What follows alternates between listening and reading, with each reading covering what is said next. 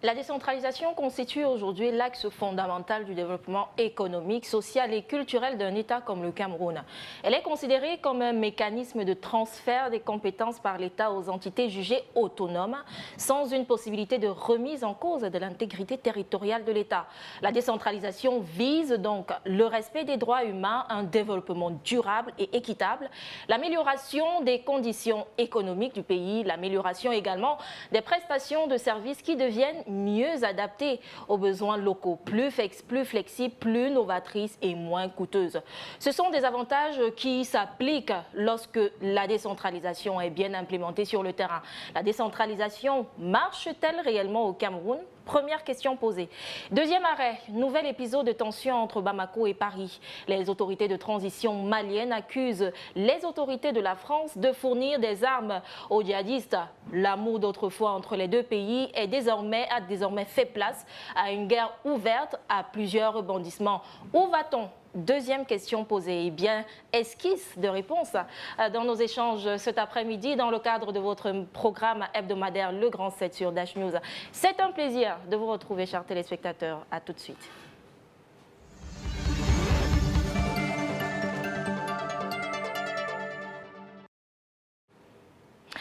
Nous sommes ravis de vous retrouver, chers téléspectateurs, et bien sûr, vous écoutez, vous regardez votre programme hebdomadaire de round-up de l'actualité de la semaine, le Grand 7, sur Dash News. Et comme tous les après-midi, comme tous les dimanches après-midi, nous sommes en compagnie d'un invité de marque. Et c'est avec plaisir que nous recevons cet après-midi Vincent de Poliédé. Il est conseiller municipal et il est par ailleurs homme politique au Cameroun. C'est un plaisir de vous avoir avec nous.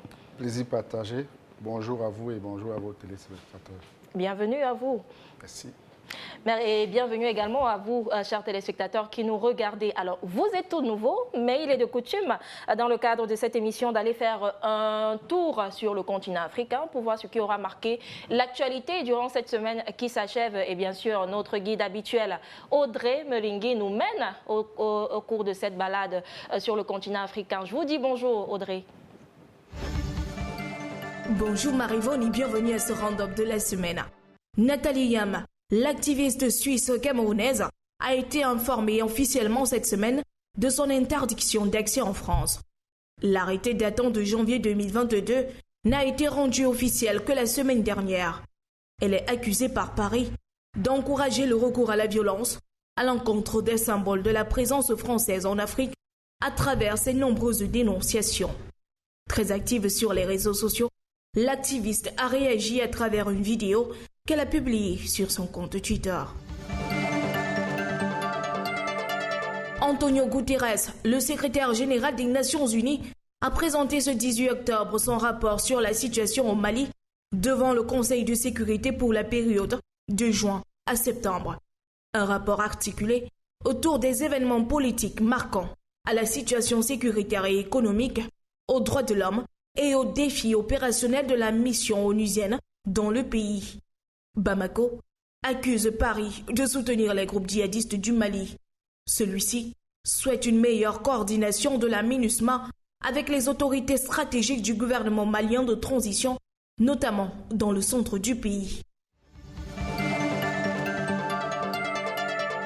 Le sommet de la Ligue arabe qui se tiendra du 1er au 2 novembre 2022 à Alger verra la participation du roi du Maroc, Mohamed VI. Le déplacement du souverain marocain à cet événement laisse croire à un apaisement des tensions entre l'Algérie et le Maroc en froid depuis plusieurs années maintenant. Il devrait être accompagné de son fils, le prince héritier, Moulay Hassan. À la barre de la Cour correctionnelle de Franceville le 18 octobre dernier, l'ancien président de l'Assemblée nationale gabonaise, Guizou Bandama, a clamé son innocence pour les chefs d'accusation de contrebande et blanchiment d'argent retenus contre lui. Le parquet, qui a requis une peine de 6 mois de prison avec sursis, sera fixé par le tribunal dont la décision est mise en délibéré pour le 25 octobre prochain.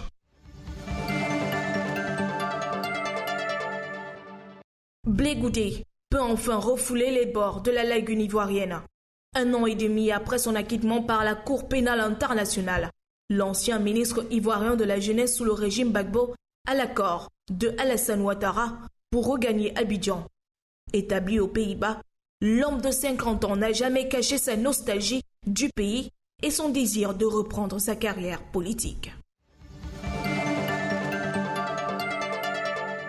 L'actualité au Cameroun a tout aussi été riche cette semaine. Les éléments de la gendarmerie nationale sous la houlette du colonel Louis Onambélé ont démantelé un atelier de fabrication d'armes artisanales le 17 octobre dernier, dans la localité de Mokunda au sud-ouest Cameroun. Cette opération, qui a conduit à l'interpellation d'une vingtaine d'individus, a été rendue possible avec la collaboration des populations locales.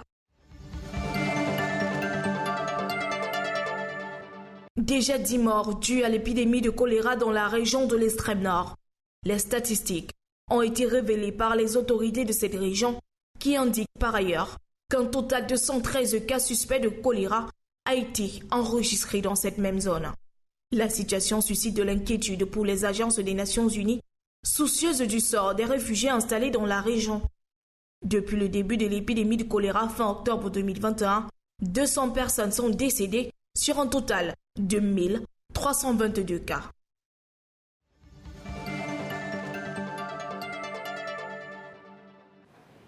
Merci à vous Audrey Melingui pour ce round-up de l'actualité de la semaine qui s'achève. On va sans plus tarder rentrer dans les échanges de cet après-midi. Je rappelle que nous parlons de décentralisation. Nous parlons surtout du rôle des collectivités territoriales décentralisées, leur rôle dans le développement du Cameroun. Et notre premier arrêt, nous allons prendre la direction de Bamenda, c'est dans la région du nord-ouest Cameroun, où la mairie multiplie de ce côté-là plusieurs actions afin que cette ville-là soit plus propre et plus développée. Je vous emmène donc du côté de Bamenda sous la plume de Larissa Libom. Praticable, les activités affectées. Les populations crient au ras-le-bol depuis des années. Une situation à laquelle Achambong Paul, maire de la ville de Bamenda, compte bien remédier. Face à la vétusté des routes, la mairie multiplie les travaux de réhabilitation. Tous vêtus d'uniformes jaunes, ces jeunes s'attellent à améliorer l'état de cette route. Comme vous pouvez le voir en image, des graviers sont déversés le long de la route. Objectif du maire, redonner le sourire aux populations. On peut tout constater que ce n'était pas bon. Donc, nous sommes conscients de ce qui se passait entre l'État, la Banque mondiale et l'entreprise qui avait pris l'engagement de réparer la route. Donc, pendant ce temps, l'état de route est quand même ce que nous voyons déplorable. Donc, nous nous engageons, nous tous, à la commune et la population. Ensuite, nous avons fait la situation un peu améliorable. Conscient des difficultés de l'État, le maire et toute la commune s'engagent à améliorer la situation. Des travaux provisoires en attendant le lancement de ce chantier. En tout cas, les populations, elles, se réjouissent de pouvoir bientôt circuler normalement. La façon dont je vois les choses, je constate qu'il y a une amélioration positive. Depuis le matin, je vois des travaux qui s'effectuent ici et je crois que dans les prochains jours, la situation sera beaucoup mieux. Ça fait un long moment qu'on souffre de ce problème. Très souvent même, on évite de passer ici parce que les routes sont souvent très très mauvaises. Nous remercions ceux qui font ce travail magnifique. Le maire invite toutefois les populations à plus de conscience et de soutien afin de mener à bien ces travaux. Merci à vous, Larissa Libom. Alors, c'est ça la réalité dans la ville de Bamenda, dans la région du nord-ouest Cameroun, mais c'est également la réalité dans plusieurs communes au Cameroun. On rappelle qu'il y a 360 communes au Cameroun et toutes ont pratiquement les mêmes problèmes. Je rappelle que Vincent de Poliédé, qui nous accompagne cet après-midi, est conseiller municipal à la commune de Douala 5e. C'est bien cela? Douala 3e. Douala 3e. Merci beaucoup. Alors, vous avez regardé le reportage avec nous, le problème de route. Plusieurs communes du Cameroun souffrent quand même de ce problème-là, la vétusté des routes. Vous permettrez quand même que je note avec satisfaction que les travaux s'effectuent actuellement à Bamenda. Il nous souvient à tous qu'au départ de la crise anglophone, la situation des routes dans la ville de Bamenda avait été l'une des revendications qui fondait, n'est-ce pas, les revendications, si je peux me répéter ainsi, des manifestants, donc qui réclamaient des meilleures conditions, n'est-ce pas, de circulation à l'intérieur de la ville. Malheureusement, l'État, par le biais de la commune, n'avait pas eu le temps de réagir, que cette crise s'est embrasée. Malheureusement, comme je le disais, on a perdu 4-5 ans et aujourd'hui, on revient à la case départ. Ça, c'est des travaux qui auraient dû être faits depuis, mais mieux vaut tard que jamais. Et puis on nous parle même de travaux provisoires. Vous avez écouté dans le reportage. Absolument, parce que ce sont des travaux qui étaient attendus, mais quand ils viennent, on vous parle de travaux provisoires. C'est des travaux provisoires parce qu'ils sont menés par la collectivité territoriale décentralisée, qui a les moyens limités et qui ne peut donc pas faire des grands travaux. Donc les grands travaux, dans ce cas, vont être faits par l'État, n'est-ce pas, au travers du ministère des Transports, au travers du ministère des Travaux publics, je veux dire, et de la ville. Donc, ici, ce qui est déjà fait là, c'est bien pour permettre aux populations de se mouvoir à l'intérieur de la ville. Donc, comme vous l'avez dit, le Cameroun, c'est un pays en développement et donc la plupart de nos communes connaissent un embryon de développement et donc la route participant, n'est-ce pas, à ce développement-là, très souvent le manque de route est à l'origine de tous les problèmes que nous connaissons dans nos communes. Et donc, celles qui parviennent à encadrer ces difficultés-là, n'est-ce pas, commencent à percevoir, n'est-ce pas, quelques lueurs de développement local. Vous avez quand même soulevé un point tout à l'heure qui nous semble assez essentiel. Les communes ont des moyens assez limités. Et justement, nous parlons de décentralisation. À quel niveau donc se situe-t-on au niveau de la décentralisation au Cameroun? Non, disons que jusqu'à présent, la décentralisation fait son bonhomme de chemin avec toutes les difficultés qu'elle connaît, parce qu'il faut également dire que très souvent, on entend parler du manque de moyens, du transfert des compétences. Des compétences. Mais les compétences sont aussi humaines. Et la réalité, c'est que la plupart des collectivités territoriales décentralisées, et les mairies en l'occurrence, n'ont pas toujours le personnel technique adéquat. Adapté. Oui. OK. Donc, c'est une difficulté majeure. Je crois qu'il y a de cela un mois que nous avons vu à Yaoundé un séminaire qui a été organisé par un sénateur pour apprendre aux conseillers municipaux quel est leur rôle. Vous êtes élu, vous avez déjà fait plus de 2 ans, et c'est après qu'on vous apprend quel est le rôle que vous devez jouer dans la commune dans laquelle vous êtes. Donc, pour dire que, mais la faute à qui? Ben, écoutez, la décentralisation prendra du temps, n'est-ce pas, pour être implémentée, parce qu'elle a été décidée d'en haut. Elle devrait partir de la base. Il y a une forte aspiration des populations qui veulent elles-mêmes se prendre en charge, mais seulement ça doit être canalisé par la formation. Et la NASLA, n'est-ce pas, du côté de Boya, s'occupe effectivement de former, parce que ses compétences ont été plus élargies cette fois-ci. Elle formera des personnes qui vont venir renforcer les moyens humains, n'est-ce pas, de nos communes, qui pourront mieux faire face à ces difficultés liées à la gestion, n'est-ce pas, de nos communes. Est-ce que vous pensez que les communes jouent effectivement leur rôle dans le développement des localités? Prenons le simple cas de la ville de Douala, où nous nous trouvons actuellement. Est-ce que vous pensez que les communes de cette ville jouent véritablement leur rôle? Les communes de Douala, pour ne parler que de Douala, je pense qu'elles jouent leur rôle à leur niveau, en fonction de ce qu'elles reçoivent. De ce qu'elles reçoivent, de ce qu'elles ont. Parce qu'il y a des moments où les centimes additionnels arrivent peut-être après 6 mois, et d'autres même après un exercice budgétaire. Donc c'est assez difficile quand même, mais les communes sont obligées de faire avec les moyens dont elles disposent. Nous faisons un plaidoyer pour qu'on leur accorde ces moyens-là à temps, n'est-ce pas, pour pouvoir jouer pleinement leur rôle. Parce qu'il faut le dire, les exécutifs sont élus sur la base d'un programme qu'ils doivent, n'est-ce pas, implémenter, mais ils ne peuvent pas implémenter ce programme-là sans de véritables moyens. Il y a au niveau local une fiscalité qui leur permet de faire face à un certain nombre d'engagements. Encore que même cette fiscalité-là, il y a une partie qui repasse encore par le service des finances et qui revient avec une contrepartie que le ministère des Finances aura retenue et ça prend souvent du temps. Donc, il faudrait tout simplement que ces communes aient les moyens et elles joueront pleinement leur rôle. En attendant que les communes aient les moyens dont vous parlez, Vincent de Paul Yédé, je vais vous inviter à regarder ce reportage. Dans ce reportage, la diaspora camerounaise se met à contribution pour le développement des communes. Je ne vous donne pas plus de détails, mais je vous invite à regarder ce reportage que nous propose Audrey Melingui.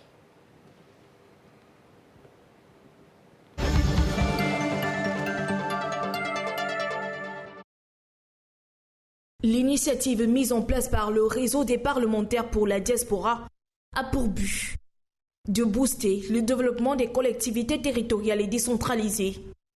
Un développement qui, selon les acteurs, passe par une franche collaboration entre les élus locaux et ces Camerounais installés à l'extérieur du pays.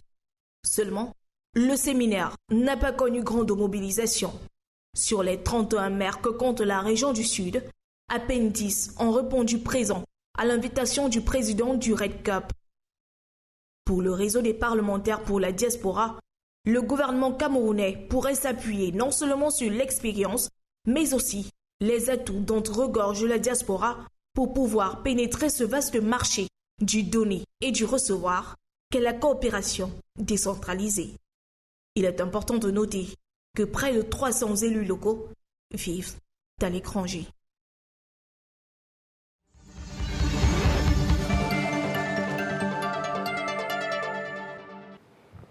Merci à vous, Audrey Melingui. J'ai vu Vincent de Paul Yédé qui fait un petit sourire au cours de ce reportage. Vous comprenez bien que on a l'impression quand même que les maires ont démissionné ou alors ont abandonné, justement par manque de moyens ou alors par manque de ressources nécessaires pour pouvoir développer leur commune. Vous voyez un séminaire comme celui-là où la diaspora camerounaise décide de se mettre à contribution et puis il n'est pas couru.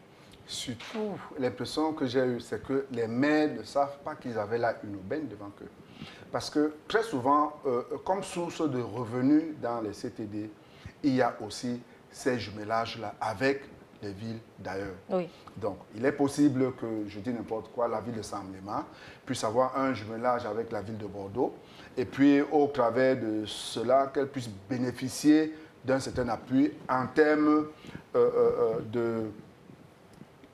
d'accompagnement, n'est-ce pas, sur l'expertise, peut-être du traitement des déchets, peut-être de l'approvisionnement en eau potable, peut-être. Il y a plein de domaines dans lesquels ils peuvent. Et puis maintenant, il y a même des financements qui peuvent être pris en charge par un certain nombre d'associations. Donc, que les maires aient une aubaine comme celle-là et qu'ils ne viennent pas, moi, je n'ai pas compris. C'est pour ça d'ailleurs que j'ai esquissé ce sourire. Mais est-ce qu'ils comprennent réellement de quoi il est question? C'est la question qu'on peut se poser. Mais en principe, ils devaient comprendre. Bon, peut-être qu'ils diront que les conditions qui ont conduit à cette réunion n'ont pas permis qu'ils y participent de façon massive. Mais je dis quand même que dans les communes, c'est une aubaine que de pouvoir avoir des partenariats avec l'extérieur, avec d'autres communes. Et le Cameroun a une forte diaspora à l'extérieur qui peut nous permettre, justement, qui peut ouvrir les portes à plusieurs de ces communes, n'est-ce pas, pour le grand bien des populations locales. Mais Vincent de Paul, à quoi est-ce qu'on aspire? On va un peu laisser la réalité telle qu'elle est aujourd'hui dans nos communes. Vous avez parlé de moyens limités, vous avez parlé de manque de ressources humaines compétentes. Mais qu'est-ce qui devrait être fait pour que cela change? C'est vrai que plusieurs se plaignent aujourd'hui de la centralisation du pouvoir. Tout vient de Yaoundé, comme on a l'habitude de le dire. Qu'est-ce qui devrait être fait pour que cela change? Non, il faut tout simplement que la loi soit appliquée. Et la loi exige qu'il y ait un minimum de transfert de moins, n'est-ce pas, de 15% du budget national. Mais on en parle depuis quand même. Ben oui, malheureusement, cette année, nous n'étions qu'à 7%. Donc, il faut que les 15% arrivent entre les mains, n'est-ce pas, des exécutifs locaux. Et c'est grâce à ces moyens-là qu'ils pourront véritablement implémenter leur politique. Et puis, tout cela va se faire au grand profit des populations. Est-ce que vous avez le sentiment qu'on y arrive? Nous mettons la pression pour que ça se fasse le plus tôt. Mais on va peut-être voir aussi que c'est ce qu'on dit souvent ou qu'on a de la peine à dire, que notre administration, à des moments, est obligée de jongler avec, de faire avec les moyens de bord. Donc, on ne comprend pas trop que une loi qui existe, il y a une orientation budgétaire qui est là, mais qu'au moment où ça doit rentrer en pratique, que l'on trouve des justificatifs pour ne pas le faire. Non, nous plaidons pour que la loi soit effectivement appliquée et que la balle se retrouve du côté des CTD. J'aimerais quand même qu'on rétablisse l'ordre des choses parce que plusieurs Camerounais aujourd'hui se plaignent de l'état des routes. Les routes ne sont pas aménagées, les routes sont vétustes. À qui doit-on s'adresser? Alors, aux collectivités territoriales décentralisées, au MINTP, à qui exactement? À tout cela, c'est selon. Bon, je vais vous dire, il y a des routes à l'intérieur des quartiers qui sont du ressort de la commune d'arrondissement. Il y a nos grands boulevards, il y a nos grandes routes là que nous voyons dans la ville de Douala, par exemple, qui sont du ressort de la mairie de la ville.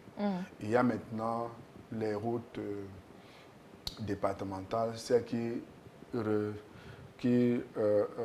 mettent en lien, n'est-ce pas, plusieurs arrondissements. Là, c'est le ministère des Travaux qui va faire cela. C'est-à-dire, quand on repartit de Douala pour aider à cette route-là, les travaux sur cette route-là incombent, n'est-ce pas, au ministère des Travaux. C'est pour cela que dans le cadre de l'axe lourd, de la pénétrante ex, on ne parle jamais de la mairie de Douala 3e, on ne parle jamais de la mairie de la ville, mais plutôt du ministère des Travaux, parce que là est sa compétence. Très bien. On va peut-être finir avec cette question. À quel niveau, Vincent De Paul, se trouve le développement local au Cameroun? S'il fallait faire une évaluation de 1 à 100, on se trouve où? Bon, on dirait tout simplement que si l'on s'en tient au transfert des moyens qui est fait jusqu'à présent, qui est de 7% au lieu de 15%, on va donc dire qu'on est quasiment à 45%, n'est-ce pas? C'est-à-dire que 45%, on est quand même à côté de la moyenne. Oui, à côté de la moitié. Parce qu'il faut quand même reconnaître qu'il y a des efforts qui sont faits. La commune de Douala 3e, dans laquelle je suis par exemple, c'est tout récemment que les conseillers municipaux ont été affectés dans les différents conseils d'établissement. Ils prennent part, ils participent aux réunions, ils participent à la vie, n'est-ce pas, de ces écoles. Ça, c'est des choses qu'on... Et ils doivent apprendre au même moment. C'est aussi ça la difficulté. Absolument. Mais il y a quand même des petits pas qui sont faits. Quand on est impliqué, on peut quand même observer. C'est vrai que nous avons le devoir de parler de ce qui ne marche pas, mais il faut également observer quand il y a des petites avancées pour en parler tout simplement. Est-ce que vous pensez que d'ici là, d'ici 2035, parce que c'est la date qu'on nous a toujours donnée pour l'émergence du Cameroun, d'ici 2035, est-ce que vous pensez que les choses auront totalement bougé? C'est une question de volonté politique. Et il suffit que les politiques, même l'année prochaine, disent que, OK, les 15% minimum, qu'on les donne d'abord, et puis on verra tout ce qu'il y a un changement. Donc, c'est une question de volonté politique. D'accord. On va quitter ce sujet pour se rendre du côté du Mali et je vais vous inviter à revêtir votre casquette d'homme politique. On va se rendre du côté de Mali où Bamako accuse Paris de soutenir des groupes djihadistes. C'est l'actualité de cette semaine du côté du Mali. Je vous invite à regarder ce reportage que signe Larissa Libom.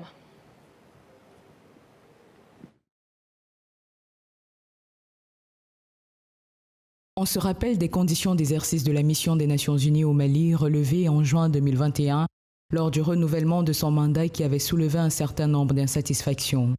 Des grognes lorsque les 15 membres du Conseil de sécurité avait décidé de proroger le mandat de la mission multidimensionnelle intégrée des Nations Unies pour la stabilité au Mali jusqu'au 30 juin 2022. Une résolution adoptée à l'unanimité qui avait pourtant au mois d'août fait l'objet de plusieurs explications. Le secrétaire général des Nations Unies présente ce 18 octobre son rapport sur la situation au Mali devant le Conseil de sécurité pour la période de juin à septembre. La diplomatie malienne précise que le rapport est articulé autour des points relatifs notamment aux événements politiques marquants, à la situation sécuritaire, aux droits de l'homme, à la situation humanitaire, à la situation économique et aux défis opérationnels de la mission onusienne dans le pays. À en croire le ministre malien des Affaires étrangères, il aurait plusieurs éléments susceptibles de démontrer le soutien français au groupe djihadiste au Mali. En ce qui concerne le Mali et la présence de la mission onusienne, le rapport du secrétaire général relève, en dépit des opérations militaires maliennes qui se poursuivent, un pic d'activité des groupes terroristes et une insécurité qui continue de s'étendre à l'ouest et au sud du pays. La diplomatie malienne dénonce une posture négative et hostile, contraire à la démarche d'aide qui justifie sa présence au Mali. Dans le rapport, Bamako souhaite une meilleure coordination de la MINUSMA avec les propriétés stratégiques du gouvernement malien de transition, notamment dans le centre. Pour ce qui est du sort des 46 soldats, la question a été abordée à la fois dans le rapport du secrétaire général qui demande à nouveau leur libération.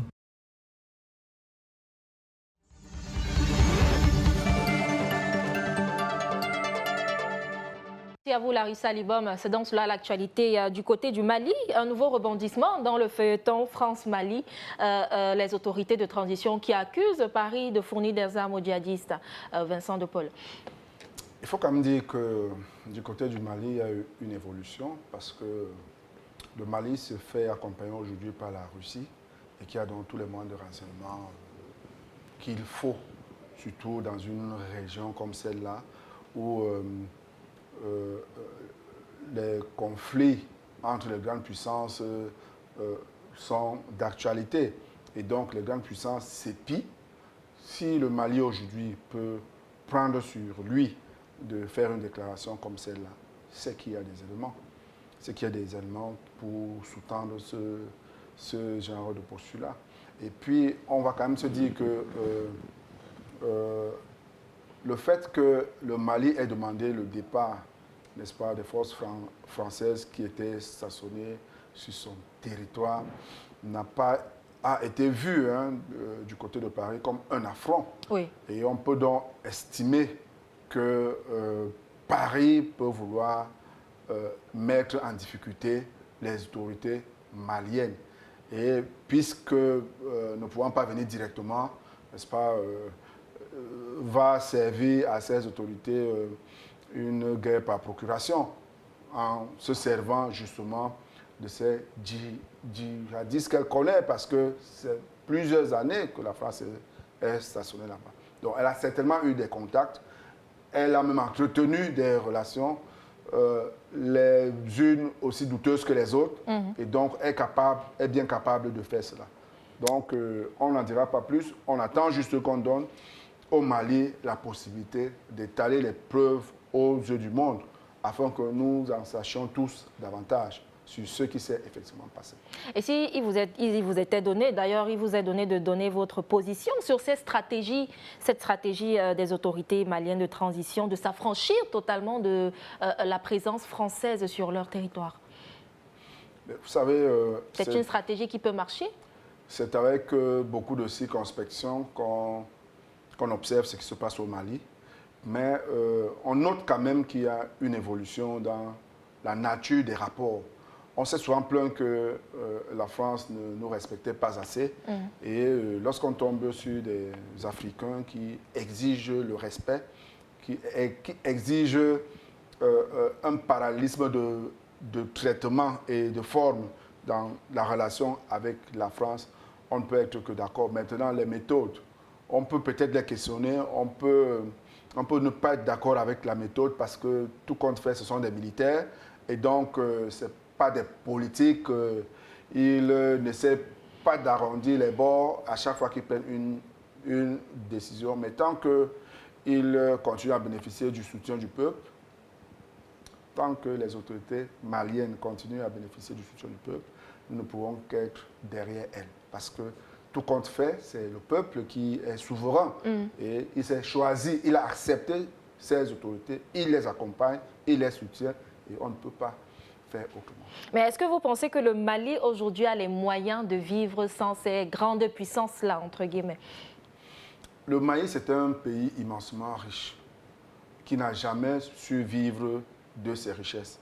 Donc, il suffit que le Mali ait la possibilité aujourd'hui de vivre de ses richesses. Et d'ailleurs, il y a un certain nombre de signaux qui nous viennent du Mali qui laissent penser que les jours meilleurs attendent le Mali.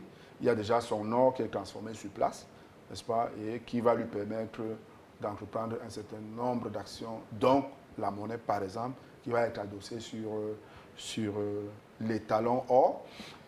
Il y a un certain nombre d'industries qui sont déjà implantées au niveau du Mali et qui vont permettre au Mali, par exemple, de se nourrir sans avoir besoin de passer par l'aide extérieure. Et d'ailleurs, il faut le dire, le Mali ne bénéficie plus de l'aide extérieure, mais il ne s'en sort pas mal non plus. Aujourd'hui, le Mali a cité un exemple, comme cet exemple-là d'éveil de l'Afrique. Est-ce que vous pensez que le continent africain est effectivement en train de se réveiller et en train de vouloir réellement prendre son indépendance? Le continent africain, hein, on peut le dire sans risque de se tromper, est en éveil. Il y a des bouleversements dans le monde et les Africains font bien de saisir leur chance. Mais seulement, c'est un problème de démarche. Il y en a qui, je venais de le dire, ce sont des militaires. Ils ont leur manière de procéder. Mais il y en a qui vont de manière plus subtile. Nous souhaitons tout simplement que tous ces efforts-là finissent par nous affranchir totalement, n'est-ce pas, du diktat de ces puissances extérieures qui ne partiront jamais d'elles-mêmes. Ou alors, lorsqu'il arriverait qu'elles partent, ne s'éloigneront jamais de nous totalement, vont toujours garder un œil et quand elles n'iront jamais de gaieté de cœur. C'est pour ça que je vous demandais, est-ce que vous pensez que le continent africain peut en réalité vivre sans ces grandes puissances-là? Non, nous ne demandons pas de vivre sans ces grandes puissances. Nous demandons tout simplement d'avoir des relations mutuellement profitables. Un partenariat gagnant-gagnant. Je n'ai pas envie de dire, d'utiliser ce terme-là qui, de mon point de vue, est quelque peu galvaudé maintenant. Je veux tout simplement dire que des relations qui nous permettent de satisfaire aux besoins de nos populations et qui nous permettent de participer ou d'accélérer notre propre développement. Et puisqu'on parle du Mali, on peut aussi parler du Cameroun pour voir un peu à quel niveau le Cameroun, lui, se trouve dans son processus d'affranchissement à l'endroit de ces puissances-là. Le Cameroun se positionne à quel niveau? Vous savez, je ne suis pas souvent d'accord avec tout ce qu'ils disent, tout et partout, de ce qui se fait. Parce que vous le savez, du moment où votre adversaire a l'information sur ce que vous faites, il a le temps de réajuster le tir. Effectivement. Bon, je ne pense pas que dans le cas du Cameroun, qu'il soit bon de parler de ce qui est fait ou de ce qui est entrepris. C'est d'autant plus que nous savons avec quelle violence la France a souvent réagi lorsqu'il s'agit de la défense de ses intérêts. Nous souhaitons tout simplement que les autorités qui sont en train de mener un certain nombre d'actions, n'est-ce pas, les poursuivent et réussissent à nous faire sortir des griffes de cette puissance coloniale qui n'a que trop perduré. On constate quand même qu'il y a un nouveau pays qui se positionne très bien comme le partenaire idéal des pays africains, c'est bien la Russie. La Russie qui est en train de signer, qui profite de cette situation pour signer de nouveaux partenariats avec les pays africains. Alors on dit, on sort de la domination française pour entrer dans la domination russe?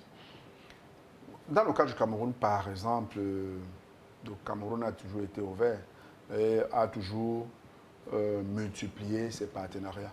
Et je crois que même du côté du Mali, les autorités maliennes ont dit qu'elles remettaient les compteurs à zéro. Donc, elles sont ouvertes à tout genre de partenariat, d'où qu'ils viennent, à condition qu'ils soient respectueux de leurs valeurs, de leurs intérêts et qu'ils soient mutuellement bénéfiques. Donc, c'est un faux procès que l'on fait au pays en laissant croire que la Russie vient remplacer la France. La France. Non, tout simplement qu'à ce jour, les pays se donnent la possibilité de contracter avec qui ils veulent, tant que cela participe à leur développement, tant que cela leur permet, n'est-ce pas, de préserver leurs intérêts, ils vont signer. Donc, il n'y a pas que la Russie. C'est déjà bien que la Russie ait commencé à signer. D'autres peuvent également venir. S'ils peuvent nous apporter quelque chose en plus, s'ils peuvent nous apporter un partenariat mutuellement bénéfique, c'est tant mieux. Mais lorsqu'on essaie de laisser croire que actuellement, il n'y a qu'avec la Russie que l'on signe, ce n'est pas vrai du tout. Et aujourd'hui, le Mali s'est fixé une transition de 2 années. En 2024, donc, le Mali va organiser des élections présidentielles. Ça, c'est le cas du Mali. Mais on constate bien que ces autorités de transition ont tendance à vouloir s'éterniser à la tête des pays. On peut citer le cas du Mali, on peut citer le cas du Burkina Faso, on peut citer le cas du Tchad. Ces autorités de transition-là qui viennent et qui vous disent « nous, on veut le changement », mais finalement, elles se retrouvent en train de s'éterniser à la tête de ces pays-là. Là encore, j'ai l'impression d'entendre un lexique grammatical venu d'ailleurs. Vous savez, le général de Gaulle a fait un coup d'État pour accéder au pouvoir et il y est resté pour développer la France. Donc je crois que les coups d'État qui se font dans les pays aujourd'hui et les élections qu'on veut absolument qu'on organise après 1 ou 2 ans là, ne servent à rien. De mon point de vue, c'est tout simplement un constat d'échec qui est fait et là, c'est la responsabilité des politiques qui est engagée. Du moment où les politiques ont failli et ont laissé la place aux militaires, les militaires font ce qu'ils veulent. S'ils sont avec le pays, s'ils développent le pays, s'ils signent des partenariats bénéfiques pour leur pays, s'ils participent et contribuent au bien-être de leur population, que demander d'autre pour ces populations-là? Donc, on veut nous enfermer dans le cycle des élections, des transitions et tout le reste là, ça ne nous convient pas tellement. De mon point de vue, je pense que ce qu'on est en droit d'attendre de ceux qui prennent le pouvoir, c'est de se rassurer qu'ils participent au bien-être de leur population, qu'ils défendent les intérêts de leur pays. Et s'il se trouve que, actuellement, compte tenu de la violence, n'est-ce pas, de la nature des rapports avec ces Occidentaux, que c'est les militaires qui sont les mieux à même de leur tenir tête, pourquoi pas? Donc, faire ces procès de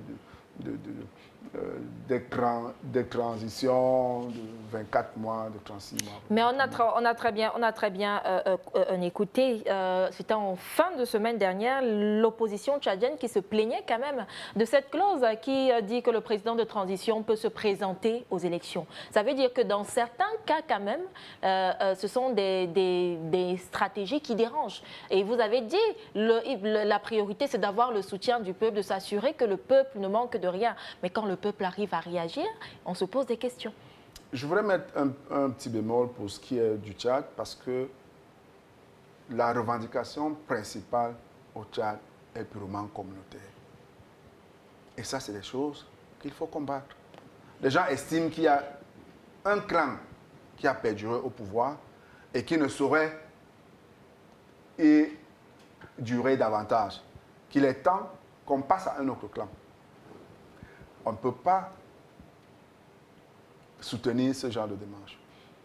Si la démarche était autre, on comprendrait. Mais là, c'est une tribu, c'est une communauté qui s'élève pour dire non, ceux-là ont déjà mis long, il est temps qu'on passe à autre chose. Donc, on ne peut pas mettre ça sous le coup de la démocratie et tout le reste. D'accord. C'est ici que nous allons mettre un terme à cette autre édition de votre programme Le Grand 7. Je rappelle qu'on était en compagnie de Vincent de Paul Yéder. Il est conseiller municipal à la commune de Douala 3e. Il est par ailleurs homme politique au Cameroun. C'était un plaisir de vous avoir avec nous, Vincent de Paul. Plaisir partagé.